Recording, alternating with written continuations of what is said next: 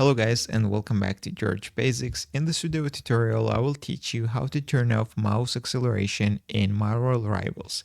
First of all, you need to open your start menu and open run. Now we need to enter the prompt percentage local app data and percentage, click OK. And when you open this folder you need to scroll down and find Marvel folder, which is right here. Open it, go to saved, then config, Windows,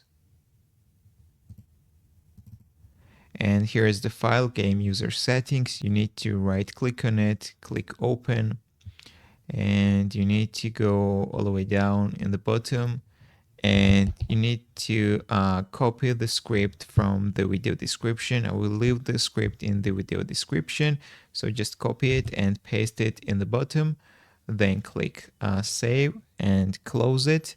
Now we need to right click on it, go to properties, and you need to check this read only, click apply and OK. So that's all. That's how you can turn off mouse acceleration in Marvel Rivals. That's all I want to show you. If this video was helpful for you, don't forget to click the like buttons and don't forget to subscribe.